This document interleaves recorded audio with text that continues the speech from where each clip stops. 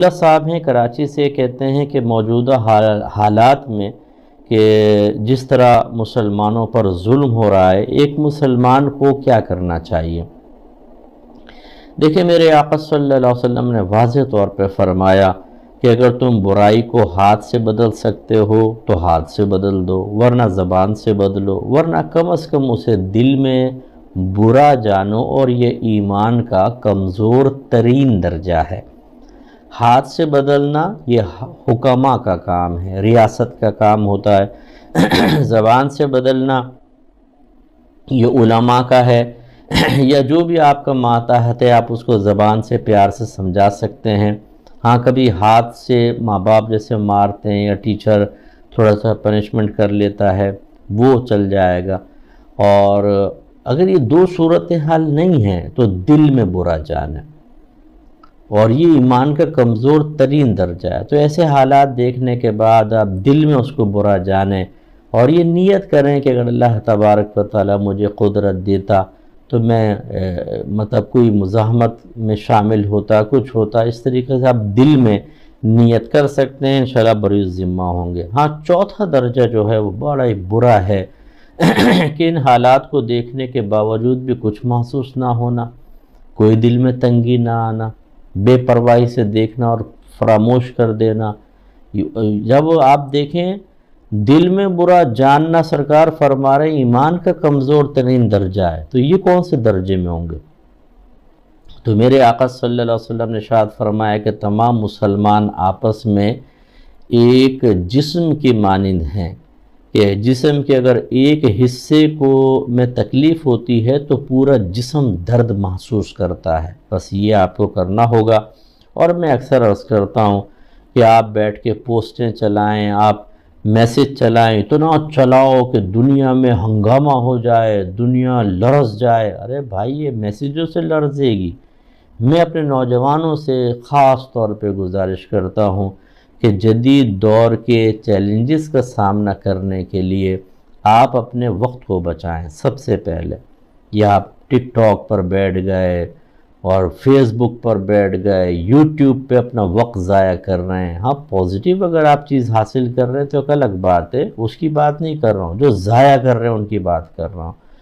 وقت بچا کر پھر اسے ایسے کاموں میں استعمال کریں جس میں آپ کے دین کا اور آپ کے ملک کا فائدہ ہو۔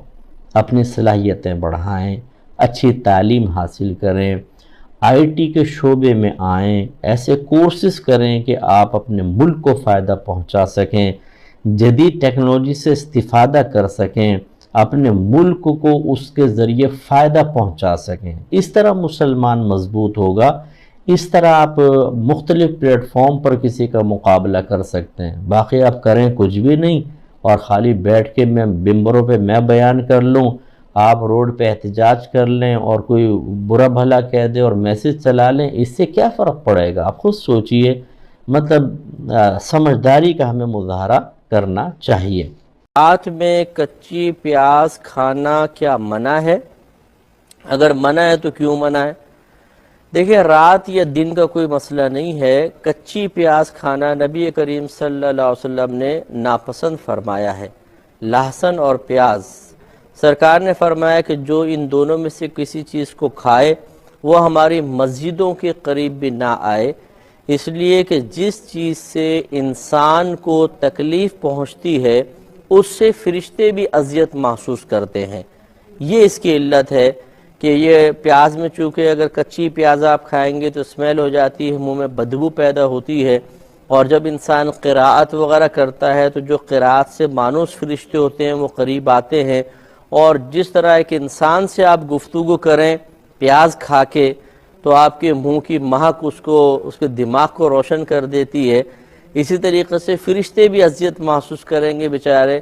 اب بیچارے تو اس سینس میں عرض کر رہا ہوں کہ ان کو بھی اذیت ہوگی اور وہ آپ کو کچھ کہہ نہیں سکیں گے، آپ ان کی چیز کو، ان کی اس اذیت کو محسوس نہیں کر سکیں گے، لیکن وہ تکلیف محسوس کر رہے ہوں گے۔ تو اس لیے منع کیا گیا کہ کچا پیاز اور کچے لہسن نہ کھایا جائے، بلکہ نبی کریم صلی اللہ علیہ وسلم تو پکا ہوا بھی تناول نہ فرماتے تھے، مناسب نہیں تصور فرماتے تھے اپنے لیے، اور فرماتے تھے بعض اوقات جیسے کسی نے سالن دیا اس میں لہسن یا پیاز ہوتا تو نبی کریم صلی اللہ علیہ وسلم کسی اور صحابی کو دے دیتے تھے اور فرماتے کہ تم اس کو کھا لو کیونکہ میں ایسے لوگوں سے گفتگو کرتا ہوں جن کو تم نہیں دیکھتے ہو۔ یعنی فرشتوں سے آپ ہم کلامی کا شرف حاصل فرمایا کرتے تھے تو ان کو بلکہ شرف بخشتے تھے، تو اس لیے نبی کریم صلی اللہ علیہ وسلم تو اس لہسن اور پیاز کو پکانے کے باوجود بھی استعمال نہیں فرماتے تھے، لیکن آپ نے صحابہ کرام کو اس سے منع نہیں کیا۔ تو پکا ہوا ہم کھا سکتے ہیں کیونکہ اس سے بدبو زائل ہو جاتی ہے، کچے کے معاملے میں احتیاط کرنی چاہیے۔ دوسرا پوچھا کہ کچی پیاز کھانے سے نماز یا کسی عبادت میں کوئی حرج ہے؟ دیکھیں حرج اس اعتبار سے تو کوئی نہیں ہے کہ فرضیت بھی پوری ہوگی، اگر واجب ادا کریں گے واجب سے بری ذمہ ہو جائیں گے، سنت بھی ادا ہوگی، نفل ادا ہو جائے گا، لیکن یہ ضرور ہے کہ جیسے نبی کریم صلی اللہ علیہ وسلم نے فرشتوں کی اذیت کا تذکرہ کیا، وہ اذیت اپنے مقام پر رہے گی، تو نماز کی ادائیگی میں کوئی فرق نہیں ہوگا۔ ہاں فی نفسی یہ فعل چونکہ ممنوع ہے اس لیے اس سے اجتناب کیا جائے تو بہت ہی بہتر ہے۔